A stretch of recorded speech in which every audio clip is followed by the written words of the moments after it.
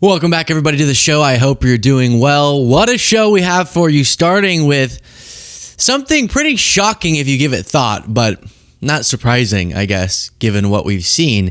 You may be surprised to find out that the ICE agents we see all over the streets, harassing people, not doing thoughtful immigration enforcement, but seemingly purposefully creating chaos, also happen not to be the best options. Also happen to be very unvetted. Now, here's an example of a journalist, Laura Jadid, who infiltrated the process of getting employed to ICE and was shocked. She even didn't realize it was going to be so easy, where there wouldn't be the normal processes to make sure that well-qualified, thoroughly background checked, well-trained people are actually doing these jobs. And she just, quick interview, not filling out most of the paperwork, got hired as a well-known liberal journalist. Just, I only note that to tell you how little vetting is actually going on. So here's some reporting in an interview of Laura talking about this. They were promising on-the-spot hiring to where you could, in fact, walk out with your $50,000 bonus that day, possibly. I went in, I handed in my resume, which was, I did a skills-based resume. I'm a veteran. I served 2 tours in Afghanistan. So on the surface, the resume looked pretty good. Had a very brief interview, took all of 6 minutes. They didn't ask very many questions. And then I left, assuming I would. 6 minutes? They've shortened the training too. I'm going to give you a bunch of different data points, but plenty of reason to be disturbed at who they're just handing guns, sending out to grab people and throw them into unmarked vehicles. Never hear back because I'm a very Googleable person. I have an unusual name. I'm the only Laura Jadid on the internet, and I make no secret of how I feel about ICE and Trump and all of it. So I was not expecting several days later to receive a tentative offer. I missed it in my inbox and it sunk to the bottom, which means that I never filled out the paperwork they requested. I never accepted the tentative offer. I never filled out my background check paperwork. I never signed the affidavit saying I'd committed no domestic violence crimes, none of it.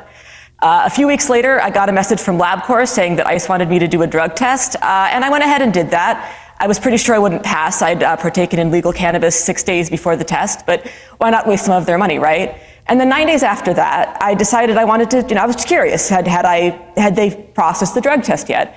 So I logged onto the ICE hiring portal, and what I found was that not only did the drug test not seem to be relevant, I was listed as having joined ICE as of 3 days earlier. I had listed that I had accepted the offer. They had offered me a final position as a deportation officer. My background check was listed as completed 3 days in the future from when I was looking at it. So it seems like the answer to the question, who are they hiring, is they don't know. I mean, it's very funny that they... Think about how disturbing that is. Just one journalist going through barely any hoops, and she's able to technically get hired, answering the question as she did, meaning they don't really even know, because they're in such a rush to artificially juice up detainment and deportation numbers that they're hiring whoever they possibly can. And actually, that's causing problems for local law enforcement in some areas. But then you have stuff like this. There's just so much incompetence. So then it really shouldn't surprise us, the incompetence we're seeing out in the streets and the chaos and the harassments. An artificial intelligence error, the Independent reports, allowed many recently recruited immigration and customs enforcement officers to be sent straight to field offices without proper training. ICE used an AI tool, Grok, to scan resumes and mistakenly grouped applicants without law enforcement backgrounds with candidates who were previously law enforcement officers. So for people who were already law enforcement officers, the program requires 4 weeks of online training. Meanwhile, applicants without that background must have an 8-week in-person course. Despite these clear distinctions, the AI tool sorted all the applicants with the word officer, and that caused a whole debacle. Now, we already talked about, on a more lighthearted note, the fact that some source within ICE was saying, do you know what the biggest impediment to hiring new ICE agents or ICE officers is? the physical fitness test. More than a third have failed so far, from The Atlantic, 4 officials told me, impeding the agency's plan to hire, train, and deploy 10,000 deportation officers by January. To pass, recruits must do 15 push-ups and 32 sit-ups and run 1.5 miles in 14 minutes. I think I said this already, but we should go film ourselves doing that just for the heck of it, just to get a little bit of this action, you know? So the thing that's more lighthearted, because like, all right, maybe some people aren't in as peak physical condition as you would expect or something. More so, it's that these aren't well-vetted people. This is way too loose of a process. They're prioritizing urgency, pomp and circumstance, numbers, both in how many ICE personnel they have on the streets and thus how many people they're grabbing regardless of their background or criminal history or sometimes even citizenship status, over well-trained people who communities can trust. And it feels like the idea of them getting us to trust these agents of the government is not really a concern of theirs, which it should be. Now, another more lighthearted thing.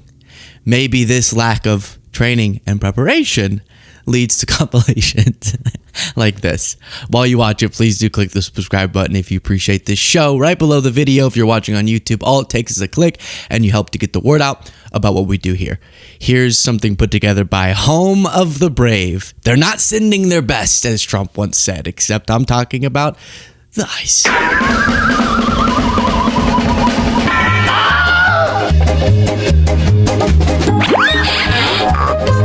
His firearm fired in that video, just so you know. In that video, I've seen it a bunch. The firearm discharges. Could have hit anybody. Podcast listeners, ICE officer slips on ice and their gun goes off, meaning they didn't have their safety on while they're just walking around on the street. They're not in a protest, which is still insane. They're not pursuing someone. They're just walking. And watch.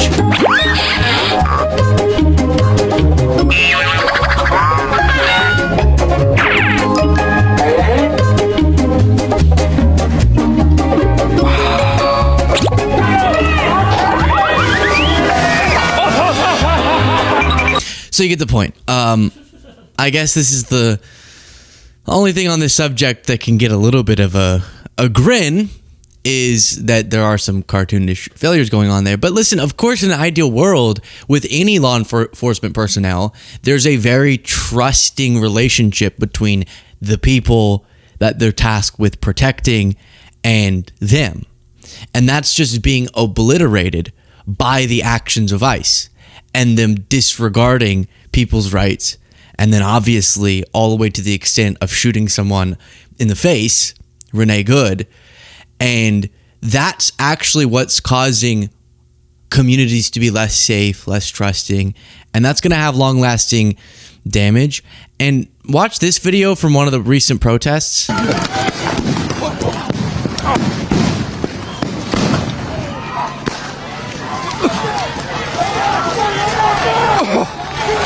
Oh, I got hit in the head really bad. So from what you can tell, they're shooting. I saw one person in a different video got shot right in the eye, maybe blind with like a rubber bullet, and then tear gas and flashbangs.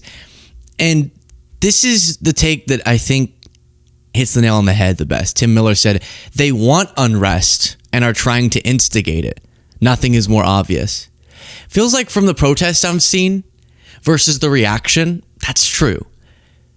And we've seen this even when in LA there was no justification for some very limited protests. And then in the cases of law breaking, things that local law enforcement could handle perfectly fine, as they should, but could be handled by local law enforcement. Trump sent in the National Guard and sent in Marines, not because he actually believed like there's an insurrection going on because 2 blocks there's some stuff happening, but because this is a little bit of the authoritarian agenda. You need a crisis and an uprising to justify an expansion of your power. And that's what these blown out of proportion reactions seem to be instigating. And the way that Trump's administration wants to frame this is that there's a paid group of trained operators that are going out and causing chaos on the streets, and then everything's their fault, and that's why Renee Good was killed, and that's why all this is happening. But then you actually go talk to some of these folks, this guy in particular who says, listen, I'm not a guy who's like protesting things ever, but I'm out here and here's what I believe. Take a listen. This is nuts. This is fucking, yeah, and you're right in the middle of this shit. What the fuck is going on, dude? This is insane. Have you ever gone out to these sort of things before? Never. I've never protested in my life. My brother's here. He does it all the time. I've never. Yeah. Like I said, I'm far enough away, but close enough, and I sit in my cushy house and look at shit and get mad, and they're just trying to fucking scare people, and but why shoot people? You know what really pisses me off is the fact that they detain people, cuff them, and then still beat the shit out of them. They tell you it's immigrants, only immigrants. It's fucking anybody. I have friends that got detained, and all they were doing was fucking driving home from work. What the fuck? Sounds like you don't fit the definition of the... No, and I'm not fucking paid to be here like everybody fucking says. What the fuck is that? I gotta work in the goddamn morning, just like everybody else. So I play that for you because it's all it takes is actually showing up in these places and talking to people, and you get a pretty clear portrayal of just people, citizens, Americans upset with what's going on, and this bizarre and terrifying police state that they're constructing and then reveling in the fear that it's causing among people, and then smearing Renee Good and describing her completely detached from reality as a domestic terrorist. And we could spend all day just on videos that are coming out of different interactions with ICE. We don't need to do that. They're all over the internet. You can find them. But just as another example, sometimes they're so brazen. Like this one, the guy just admits, oh, your accent. That's why we're asking you for your papers. Yes, you are required to. Where are you safe? Look, sir, are you going to do this the easy way, or are we going to take you in? You cannot take me in. Yes, I'm I in can. my private. Yes, I can. Do you have documentation? I do have my documentation. You present it to me, Why are please. you asking me for my paperwork? Because of your accent. I still, you have an accent too. Where were you born, sir? Where were you born at? Put your hands behind your back. Because of your accent. Not we have cause. Not we have some evidence that you did this or did that and you're in the country illegally. But your accent. We're going to go door to door. We're going to see whose accents we think are a little bit suspicious. And remember, especially if you compare to the Obama era, it is oh so very possible to do robust immigration enforcement and follow the law.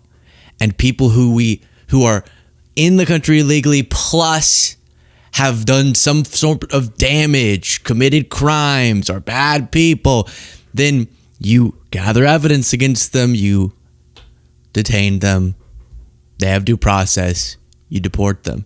This is completely unnecessary and is doing the opposite of what Trump said it was going to do. And one of the weird things is they're saying that this is their ICE surge into Minneapolis is because of Minnesota fraud. Now, I don't even know how those things exactly go together, but I guess we're going to go find immigrants doing fraud and then get them. Confusing. And just remember when they talk about fraud, I'm just going to keep adding these data points, and then ultimately you'll have a very robust list of reasons that they're being completely hypocritical and contradictory. But here's yet another example. Oh, Trump cares so much about fraud when it's in Tim Walz's state. But then, of course, he's pardoning these huge fraudsters and people who have ripped off government services because they're rich buddies. Or doesn't care so much if it's happening in a red state.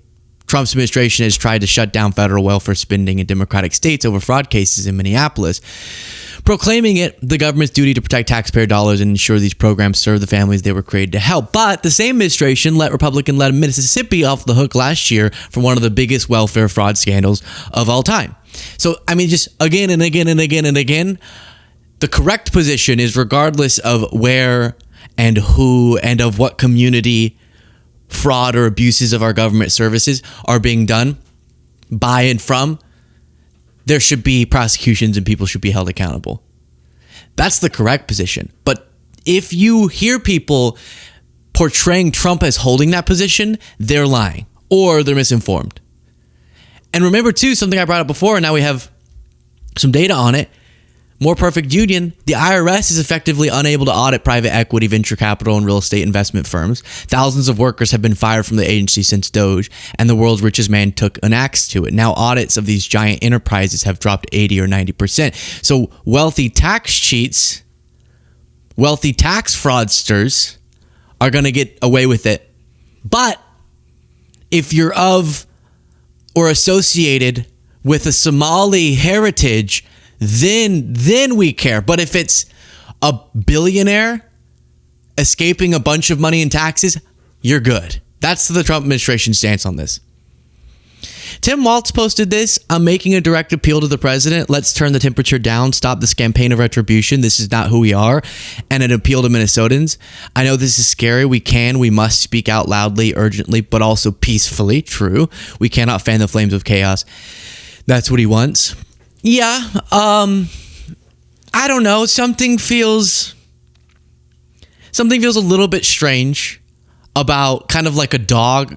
There's a dog in the room right now. Sweet dog. Wouldn't do this. But imagine like a big dog's like biting your leg and has already taken a big chunk out of your thigh and is nomming on it. Like how whales nom through the ocean, as Trump said.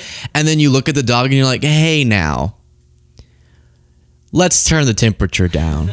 You know, it kind of feels like a little useless, but that would be good. That would surely be good.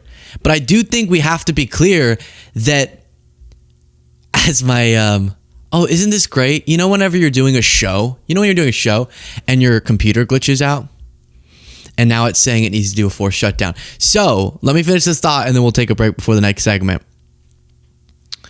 It starts with Trump. If the temperature is going to be taken down, the instigation of the temperature going up needs to change their ways.